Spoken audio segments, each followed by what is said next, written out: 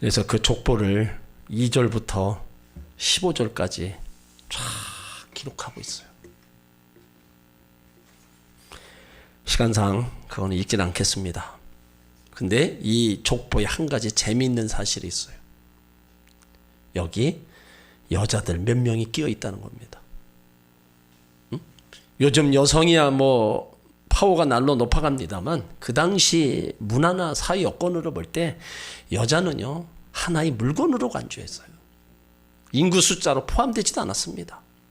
법률상 어떤 보호장치도 없었을 때 그럼에도 불구하고 하나도 아닌 마리아를 포함해서 5명이 등장하는 것은 당시 유대인들의 규례와 상식을 깨트린 파격적인 현상이 아닐 수 없습니다. 그리고 그보다도 이 여자들이 어떤 여자인가를 알게 되면 더욱 놀라게 됩니다. 여기 기록된 여성들, 마리아 말고 다른 여성들을 보면 어떻게 이런 사람들이 여기 족보에 올라가느냐 놀라게 돼요. 자, 3절에 다말이 나와요. 이 다말은 창세기 38장에 보면 유다의 며느리요 엘의 아내였습니다. 남편이 죽고 시동생인 세라와 계대 결혼을 허락하지 아니하자 과부가 된 지 자식이 없으니까 자식이 없어 부끄럽고 여기서 창녀로 변장하고 시아버지를 속여서 동침하고 베레스와 세라 쌍둥이를 낳은 불린 여인입니다. 이런 여인이 족보에 올라가 있는 거예요 지금. 그리고 5절에 라합 여리고성의 기생이죠. 기생이지만 이스라엘 정탐꾼을 보호해 준 여인입니다. 그리고 룻이 나옵니다. 이방인이요 모압 여인입니다.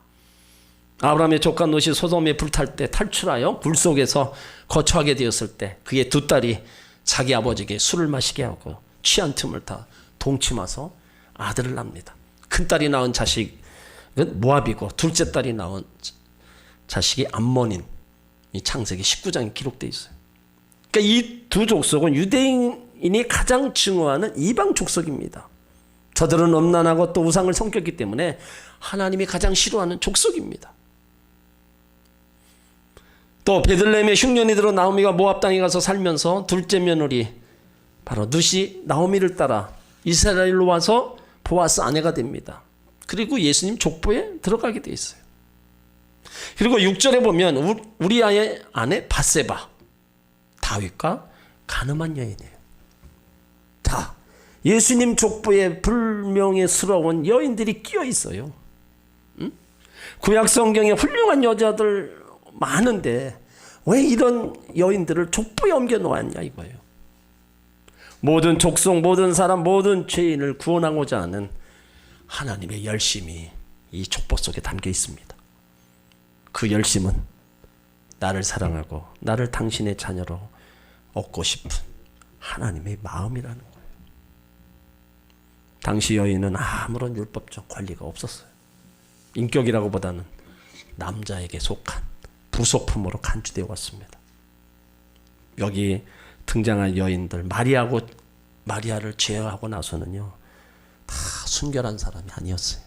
도덕적, 종교적, 윤리적으로 흠이 있는 사람들이었어요. 이상한 경력을 가진 여인들이었다는 겁니다. 근데 이 마태가 이 사실을 모르고 이런 여인을 예수님의 족보에 기록했을까? 구약에 빛나는 신앙의 아름다운 성품을 인격등 가졌던 수많은 여인들이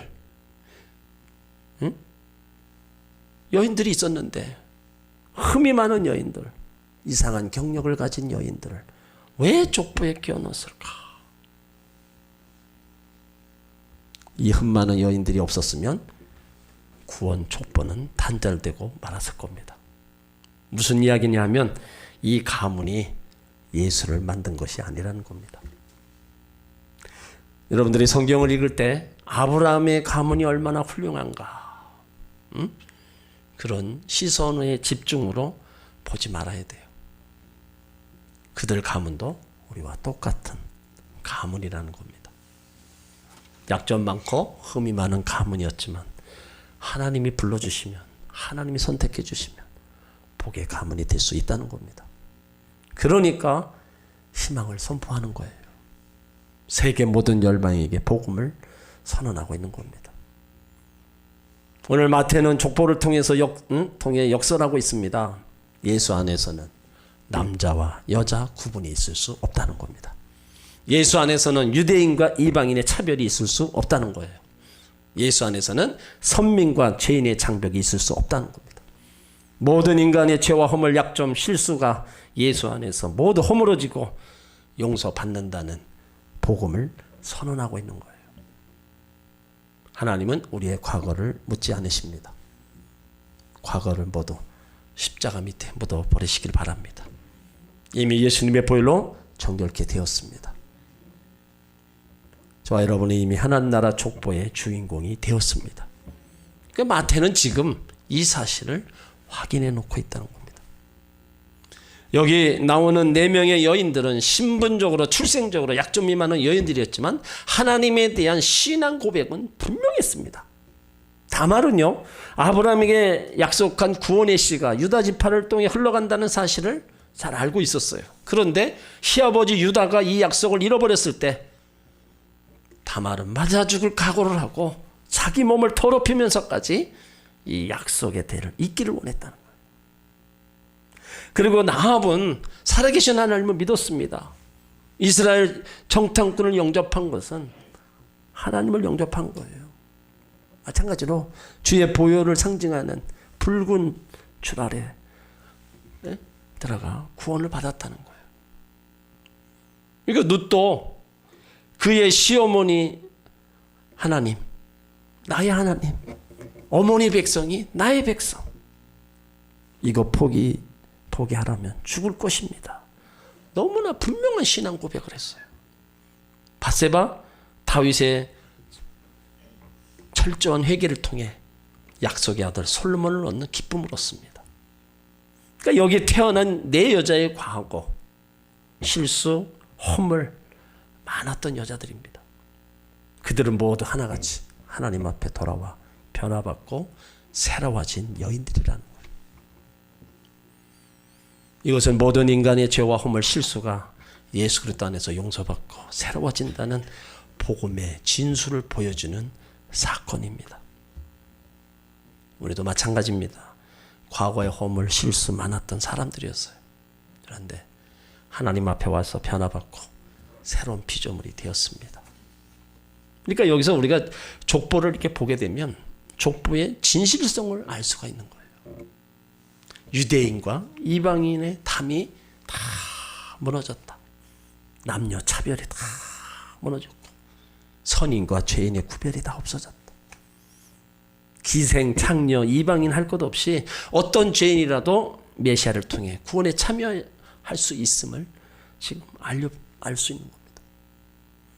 그리고 인류의 죄가 아무리 깊을지라도 예수 그리스도를 믿으면 유대인이나 이방인이나 죄인도 다 구원받으리라는 하나님의 섭리라는 거예요. 오늘 읽은 말씀에 낳고 나왔다는 말이 한 40번쯤 나옵니다. 구약의 족보는 죽고 또 죽고 죽었다는 족보예요. 예수님 이전의 인간 모두는 죽은 것으로 끝이 아닙니다.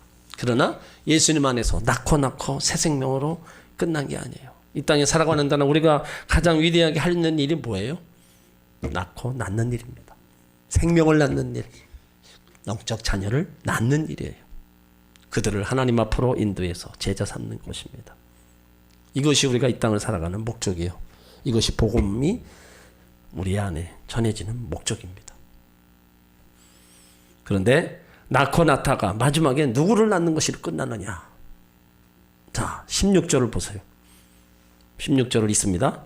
야곱은 마리아의 남편 요셉을 낳았으니 마리아에게서 그리스도와 칭하는 예수가 나시니라. 자, 이 말씀 속에 마태복음의 족보가 아이러니한 모순을 보이고 있어요. 아브라함 때부터 요셉까지 낳고 낳는 얘기를 써내려옵니다. 그렇다면 마지막 결론도 그 흐름대로 요셉이 예수를 낳으니라 이렇게 기록되어야 정상입니다. 그런데 결론은 참으로 이상하게 끝나요. 마리아에게서 예수가 나시니라. 아브라함과 다윗의 가문 남자들이 족보와 예수님과는 아무런 상관이 없는 것을 얘기하는 거예요. 이들 족보가 예수를 그리스도를 낳는 것이 아닌 것을 선언입니다. 그러니까 마지막으로 와서 주어 동사 토시 하나 놓쳐버리고 나면 마태복음의 모든 보물을 잃어버리는 거예요. 마리아에게서 예수가 나시니라. 지금까지 주어가 전부 남자들로 포함되어 있었어요. 근데 아버지가 주인공이었습니다. 그리고 자식을 낳았다고 얘기하고 있어요. 근데 16절에 주어가 달라지는 거예요. 태어나신 예수가 주어로 되어 있다는 거예요. 마리아가 낳았다고도 아닙니다. 동사가 잘라지고 있어요. 모두 낳고 낳다가 마지막에 나시니라. 예수님이 스스로 태어나신 것입니다. 나시니라. 주어가 달라지고 동사가 달라집니다. 여러분들이 잘 이해를 하셔야 돼요. 요셉은 예수의 아버지가 아닙니다. 엄격히 말하면 여기 나오는 모든 사람은 누구도 예수의 조상이 아닙니다. 이 족보는 예수님의 출생과 아무런 상관이 없습니다. 오직 한 가지, 마리아가 요셉과 정혼했기 때문에 이 가문으로 입양된 겁니다. 정확한 기록입니다. 예수님은 구약의 약속대로 바로 이 땅에 태어나셨고, 그러나 유대인의 피로 태어난 것이 아닙니다. 그래서 만민의 구세주가 되시는 거예요. 예수님은 유대 땅에 태어나셨지만 유대인으로 태어난 게 아닙니다. 그래서 온 인류의 메시아가 되십니다. 예수님은 아버지가 있어서 태어난 게 아닙니다. 아버지가 계시다면 하나님 한 분, 바로 아버지가 계실 뿐입니다. 남자 이름 없이 마리아에게서 예수가 나시니라. 이 말은 하나님의 아들로 하나님이 직접 이 땅에 오셨다는 거예요. 마태복음 3장 9절에 보면 속으로 아브라함이 우리 조상이라 생각지 말라. 내가 너희에게 이르노니 하나님이 능히 이 돌들로도 아브라함이 자손이 되게 하시리라. 이 말씀은 아브라함 자손이 혈통적인 것이 아니라는 겁니다. 우리가 아브라함의 자손이 될 수 있는 것은 갈라디아서 3장 29절에 너희가 그리스도께 속한 자면 곧 아브라함의 자손이요 약속대로 유업을 입을 자니라. 예수 그리스도를 내 마음의 주로 영접하면 나는 아브라함의 자손이 되고 예수님 족보에 오르게 되는 겁니다. 예수님이 이 땅에 오심으로 예수님 이전의 인생과 예수 이후의 인생으로 나눠지는 거예요. 그래서 그들의 운명이 나눠집니다. 예수 이전의 지옥의 운명과 예수 이후의 천국의 백성으로 나눠지는 거예요. 그러니까 인류의 역사도 예수님 나심으로 해서 BC와 AD로 나눠지게 되는 거예요. 그러니까 예수님이 이 땅에 나신 뭐예요? 예수 그리스도의 역사가 온 인류의 역사, 그것으로 시작된다는 거예요. 이 민족 가운데, 이 백성 가운데 다 예수가 태어나셨다는 거예요. 마리아에게서 예수가 나시니라. 자, 17절로 있습니다. 그런즉 모든 대수가 아브라함부터 다윗까지 연례되어 다윗부터 바벨론으로 이구할 때까지 연례되어 바벨론으로 이구한 후부터 그리스도까지 연례되라. 자, 족보는 14대씩 세부로 구분합니다. 14는 신성수인 7의 배수로 신성수이고 3은 하나님의 숫자입니다. 아브라함부터 다윗까지 연례되어 이스라엘의 가장 강성했던 시대입니다. 그리고 다윗부터 바벨론으로 이주할 때까지 연례돼. 이때는 이스라엘의 가장 수치스러운 때예요. 외세 침략, 패배, 포로, 멸망의 시대입니다. 그리고 바벨론에서 이구한 후부터 그리스도까지 연례되라. 예수 그리스도께서 역사에 개입한 출현으로 말미암아 진정한 인류의 메시아로서 참된 왕으로서 전 인류의 구원과 참된 소망을 우리 가운데 보여준 사건입니다. 그러니까 예수 그리스도는 이스라엘 왕국의 멸망기에 오셨어요. 이유는 두 가지입니다. 하나는 이제 이스라엘로서 하나님 왕국 시대에 새로운 하나님 왕국이 시작되는 것을 보여주기 위함입니다. 옛 왕이 지나가고 새 왕이 왔다는 거예요. 그리고 하나는 다윗이라는 왕 대신에 새로운 왕이 통치하기 시작하는 것을 보여주기 위함입니다. 다윗은 사라졌고 예수 그리스도는 등장하셨습니다.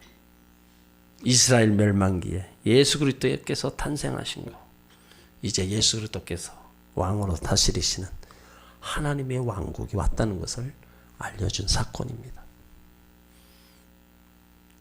예수 그리스도 이 땅에 오신 사건은 전적인 하나님의 작품입니다. 하나님이 이미 계획 속에서 하나하나 다 이루어 오신 거예요. 아브라함부터 예수 그리스도까지 2000년의 시간이 들어있어요. 이것은 예수 그리스도의 이 땅에 오신 것이 갑자기 이루어진 것이 아니라는 겁니다. 하나님께서 아브라함에게 한 아들을 낳아 한 민족을 이루게 하실 것을 약속하셨고, 다윗에게서 한 아들을 세워 나라를 이루게 하실 것을 약속하셨어요. 이렇게 언약을 맺으심으로써 자신의 계획은 오랜 역사 속에서 차근차근 이루어 주신 아주 세밀한 하나님이십니다. 그러니까 1.1획도 변함없이 그 때에 맞춰서 다 일이 진행되고 거예요.